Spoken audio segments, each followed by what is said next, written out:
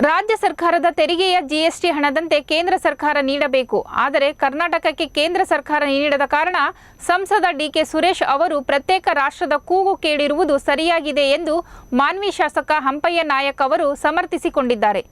ರಾಯಚೂರು ಜಿಲ್ಲೆಯ ಮಾನ್ವಿ ಪಟ್ಟಣದ ಪ್ರವಾಸಿ ಮಂದಿರದಲ್ಲಿ ಸುದ್ದಿಗಾರರೊಂದಿಗೆ ಮಾತನಾಡಿದ ಅವರು, ಕೇಂದ್ರ ಸರ್ಕಾರ ರಾಜ್ಯದಿಂದ ಕೋಟಿಗಟ್ಟಲೆ ಜಿಎಸ್ಟಿ ಹಣವನ್ನು ಪಡೆಯುತ್ತಿದೆ.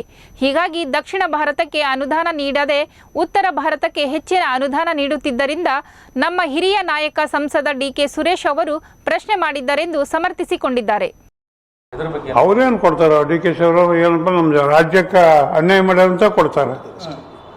ಮತ್ತು ರಾಜ್ಯಕ್ಕೆ ಅನ್ಯಾಯ ಮಾಡಿದ್ರೆ ಪ್ರತಿಯೊಬ್ಬರಿಗೂ ಗೊತ್ತದ. ನಾವು ಕೊಡ್ತಕ್ಕಂಥ ತೆರಿಗೆ ಎಲ್ಲ ಏನಪ್ಪ ಕೇಂದ್ರ ಸರ್ಕಾರ ತಗೊಂತದ. ನಮಗೆ ಇವತ್ತಿಗೂ ದುಡ್ಡು ಕೊಟ್ಟಿಲ್ಲ. ಎಲ್ಲ ಟಿ ವಿಯಾಗ ಸಿದ್ದರಾಮಯ್ಯನವ್ರು ಅದೇ ಹೇಳ್ತಾರಲ್ಲ, ನಮ್ಮ ಡಾಕ್ಟರ್ ಪರಮೇಶ್ವರ್ ಅವ್ರು ಏನಪ್ಪ ಅಂದ್ರೆ ನಮಗೆ ಮಲತಾಯಿ ಮಾಡ್ಯಾರ. ನಮ್ಮ ದುಡ್ಡೆಲ್ಲ ಬೇರೆ ಕ್ಷೇತ್ರಕ್ಕೆ ಕೊಡಕತ್ತಾರೆ. ತಮ್ಮ ದಕ್ಷಿಣ ಕರ್ನಾಟಕ ಬಿಟ್ಟು ಉತ್ತರ ಪ್ರದೇಶಕ್ಕೆ ತಮಗೆ ಬೇಕಿದ್ದಂಥ ಸ್ಟೇಟಿಗೆ ಕೊಡ್ತಾರಂತ ಇವತ್ತೇನಪ್ಪ ಅಂದ್ರೆ ನಮ್ಮ ಹಿರಿಯ ನಾಯಕರೆಲ್ಲ ಹೇಳ್ತಿದ್ದಾರೆ.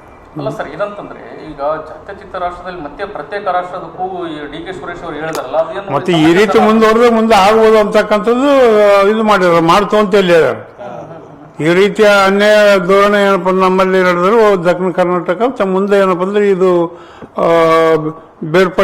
ಬೇರ್ಪಡಿಸ್ತಕ್ಕಂಥ ಸೂಚನೆಗಳು ಬರ್ತಾವಂತ ಹೇಳ್ಯಾರ. ಅವ್ರೇನು ಮಾಡ್ತು ಅಂತ ಹೇಳ್ಯಾರ. ಅದು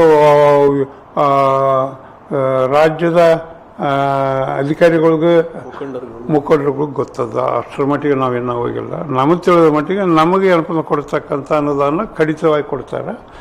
ನಮ್ಮ ಅನುದಾನ ಬಂದು ಬೇರೆ ರಾಜ್ಯಗಳು ಕೊಡ್ತಾರೆ ಅಂತಕ್ಕಂಥದ್ದು ನಮಗೆ ಗೊತ್ತಾದ. ಯಾಕಂದ್ರೆ ನಮ್ಮ ಜಿಎಸ್ಟಿನ ಇವತ್ತಿನ ಅವರು ನಮಗೆ ಪೇಮೆಂಟ್ ಮಾಡಿಲ್ಲ.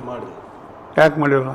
ಅವೆಲ್ಲ ಮಾತಾಡ್ಕೊಂಡ್ರೆ ನಮ್ಮವರು ಈ ರೀತಿ ಅವರು ಮುಂದುವರಿಸಿದ್ರೆ ಮುಂದೆ ಬಂದ ರಾಷ್ಟ್ರ ಬೇರ್ಪಡಿಸ್ತಕ್ಕಂಥ ಕೆಲಸ ಆಗ್ತದೆ ಅಂತ ಮಾತಾಡೋಕಲ್ಲಿ ಕೇಳೋಣ.